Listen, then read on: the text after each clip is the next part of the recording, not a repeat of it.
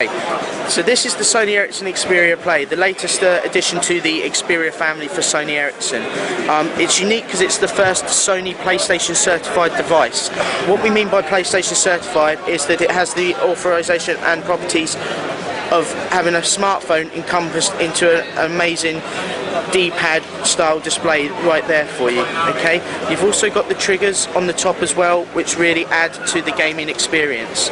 As you can see, it runs on Android 2.3 operating system with also Sony Ericsson's unique UXP user interface.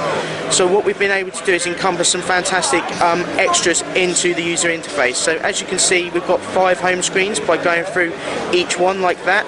But what we're also able to do with the pinch pull technology is pull all of them pages into one easy to look at page, and then by simply selecting on the widget that you want, it takes you to that page. Okay. The other thing we've also been able to add is something called interactive widgets as well. So by actually going onto the widget itself and scrolling through, you're actually able to look at your pictures, music and videos without actually the need to go straight into the application.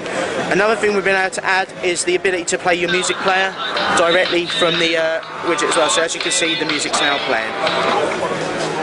Other things that we've been able to add as well are folders as well. So I'm just going to drag some icons onto there so I can show you how to create a folder. So you create a folder by simply dragging an icon on top of another one, and that will bring up a whole list of options for you. So you can choose to either select the folder you want to call it yourself, or we've actually created some preloaded folders for you to select as well. So you can see that simply enough by simply selecting and hitting done, and that does that.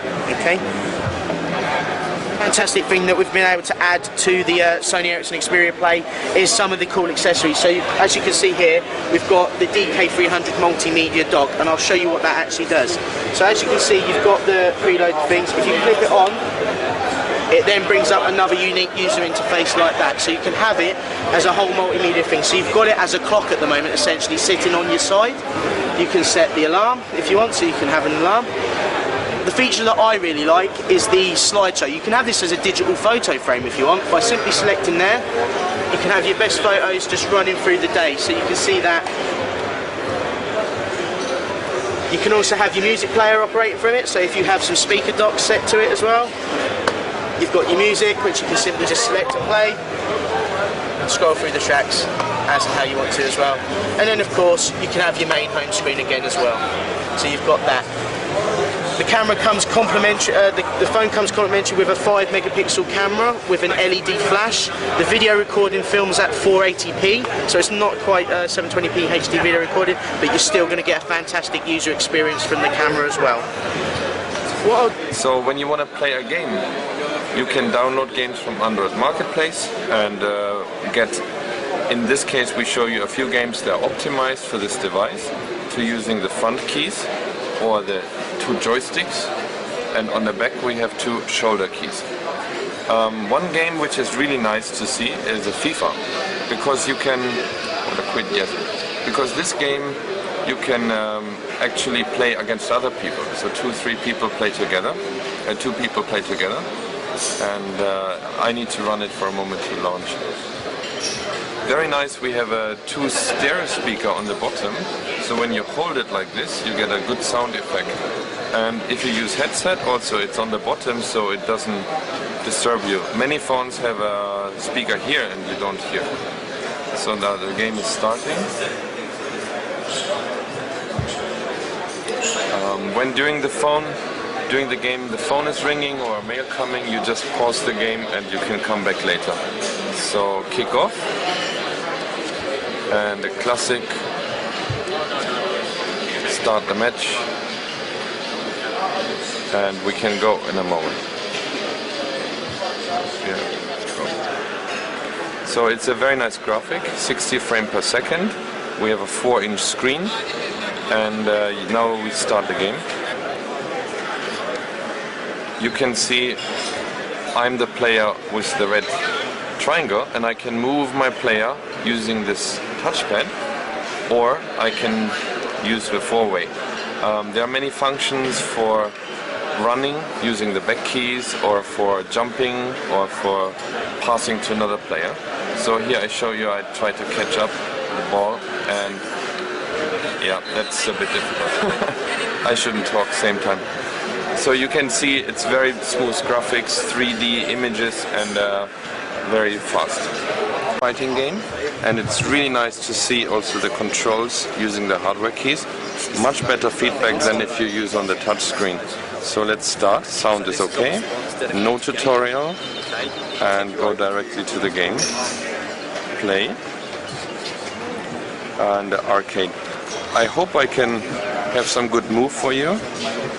It's a lot of different key combination to make it really good. Put up the sound, and should be starting any moment now. It's so cool. And ready, go.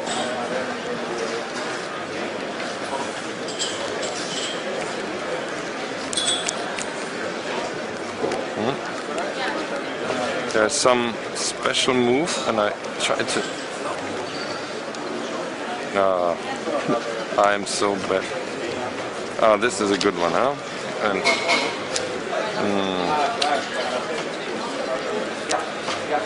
and one more.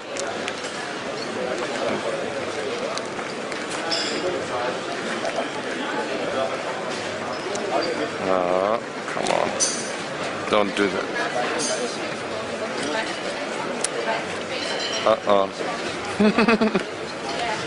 Now I show you the game Asphalt. It's a very nice design game for car racing. You can also play with your friends together and now go in a race. We are loading now. This game works with the controls on the left, and you can also use the touch controls, but I prefer this one. It's very sensitive for 360 degree. Okay. Now you can also hear the sound coming from the bottom. And go. 3.